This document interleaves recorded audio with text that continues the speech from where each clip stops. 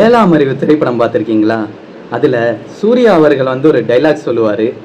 நம்ம குழந்தைகளுக்கு வேப்பலையும் மஞ்சளையும் உடம்புல பூசிக்கிறது சாமி அப்படின்னு சொல்லி கொடுத்து வளர்க்காதீங்க, அது சயின்ஸுன்னு சொல்லி கொடுங்க. அப்படி சொல்லி கொடுக்காதனால தான் மஞ்சளே விளையாத வெளிநாட்டுக்காரன் அதுக்கு காப்புரிமை பேட்டன் ரைட்ஸ் வாங்கிட்டான் அப்படின்ட்டு ஒரு டைலாக் வரும். மஞ்சளுக்கு பேட்டன் ரைட்ஸ் வாங்கினாங்களா? அது யார் வாங்கினாங்க? இந்தியா அதற்காக என்ன பதிலடி கொடுத்தாங்க அப்படிங்கிறத இந்த வீடியோவில் பார்க்கலாங்க. பிடிச்சிருந்தா லைக் பண்ணி சப்ஸ்கிரைப் பண்ணுங்கள். இது மாதிரி பல தகவல்கள் நான் கொண்டு வந்து சேர்க்கறதுக்கு எனக்கு அது உற்சாகத்தையும் ஊக்குவிப்பையும் கொடுக்கும். இப்போ வாங்க நம்ம வீடியோக்குள்ளே போயிடலாம். 1995 அமெரிக்காவில் இருக்கக்கூடிய ஒரு பல்கலைக்கழகம், ஒரு யூனிவர்சிட்டி தான் மிசிசிப்பி யூனிவர்சிட்டி. இந்த மிசிசிப்பி யூனிவர்சிட்டியில் இருக்கிற 2 ஆய்வாளர்களுக்கு அமெரிக்காவில் காப்புரிமை அப்படிங்கிறது கொடுக்கப்படுது. அதாவது பேட்டன் ரைட்ஸ்.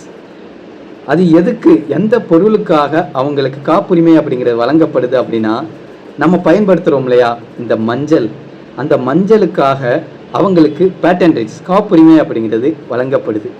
காப்புரிமை பேட்டன் ரைட்ஸ் அப்படின்னா என்ன அப்படின்னு கேட்டிங்க அப்படின்னா, இப்போ நான் ஒரு பொருள் வச்சுருக்கேன், ஒரு பொருள் நானாக தயாரிச்சிருக்கேன் அப்படின்னா அந்த பொருளுக்கு நான் பேட்டன் ரைட்ஸ் காப்புரிமை அப்படிங்கிறது வாங்கிடுவேன். அது என்னுடைய உரிமை, எனக்கானது அப்படின்னு வாங்கிடுவேன். வேறு யாரோவது அந்த பொருளை தயாரித்து விற்பனைக்கு உட்படுத்தினா நான் அவங்க மேலே நடவடிக்கை எடுக்கலாம், அவங்க கிட்டேருந்து காசு வாங்கிக்கலாம். இதுதான் அந்த பேட்டன் ரைட்ஸினுடைய ஒரு முக்கியமான பயன் அப்படின்ட்டு சொல்லலாம். ஸோ மஞ்சளுக்கான பேட்டன் ரைட்ஸ்ங்கிறது அந்த 2 பேர் வாங்கிட்டாங்க, அந்த அமெரிக்காவை சேர்ந்த 2 பேர். இப்போது அது மஞ்சளில் ஏதாச்சும் மெடிக்கல் சார்ந்த ஒரு மருந்துகளோ ஏதோ பயன்படுத்தினாங்க யாராவது அப்படின்னா இவங்களுக்கு காசு கொடுக்கணும் அப்படிங்கிறது இதன் மூலியமாக நமக்கு தெரியுது இல்லையா? இப்போது பேட்டன் ரைட்ஸ் மஞ்சளுக்கு அமெரிக்காக்காரனுக்கு கொடுத்தது இந்தியாவில் இருக்கிற நம்ம ஆய்வாளர்களுக்கு பெரிய அதிர்ச்சிக்கு உருவாக்குது. அது எப்படி மஞ்சளுக்கு அமெரிக்காக்காரனுக்கு எப்படி பேட்டன் ரைட்ஸ் கொடுக்கலாம் அப்படின்னு இங்கே இருக்கிறவங்க ஷாக் ஆகுறாங்க. அவங்களுக்கு பேட்டன் ரைட்ஸ் கொடுத்துட்டீங்கப்பா ஷபாஸ் அப்படின்னு கை தட்டுவாங்கன்னு நினச்சிங்களா? களத்தில் இறங்குனாங்க நம்ம ஆளுங்க.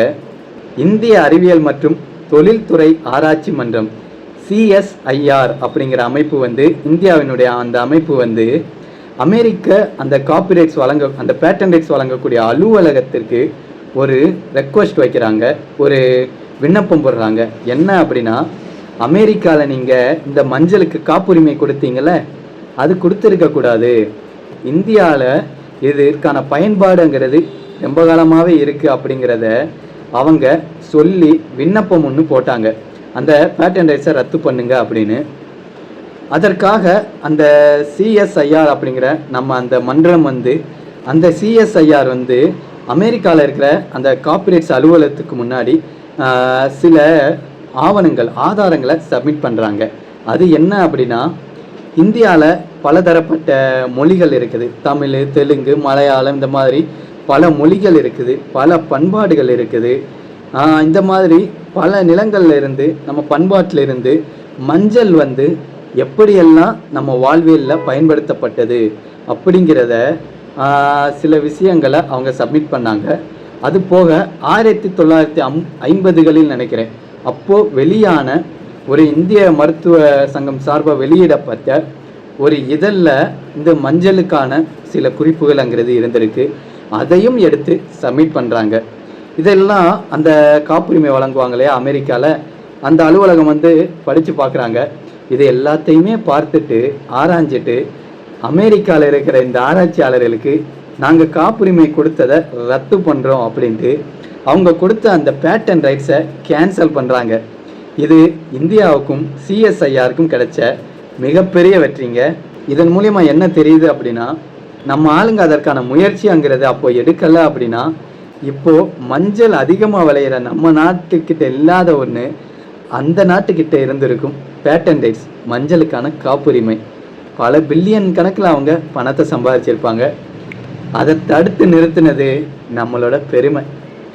அதுக்கு அடுத்து இந்தியாவில் எடுத்த ஒரு சிறந்த ஒரு நடவடிக்கை என்ன அப்படின்னா, TK அப்படின்னு சொல்லுவாங்க. அதாவது ட்ரெடிஷ்னல் நாலேஜாக பண்பாடு சார்ந்து வழி வழியாக வரக்கூடிய ஒரு அறிவு அப்படின்னு சொல்லலாம். வேப்பிலை பயன்படுத்துறது, மஞ்சள் பயன்படுத்துறது, இது எல்லாமே பார்த்தீங்க அப்படின்னா நம்மளுடைய பண்பாட்டிலிருந்து நம்ம வரக்கூடிய ஒரு அறிவு.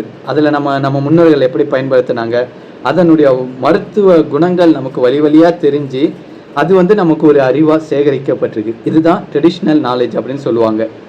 இந்தியாவில் இருக்கிற இது மாதிரி யோகா இருக்குது, ஆயுர்வேதம் இருக்குது, நம்ம மண்ணில் உருவான சித்த மருத்துவம் இருக்குது. இது மாதிரி மருத்துவ முறைகளில் நம்ம மண்ணில் இருக்க அந்த மூலிகைகளை இதனில் பயன்படுத்தின அந்த மருத்துவ குறிப்புகள், முறைகள், இது எல்லாத்தையும் தொகுத்து டிகேடிஎல் அப்படிங்கிற ஒரு டிஜிட்டல் லைப்ரரியை உருவாக்குறாங்க.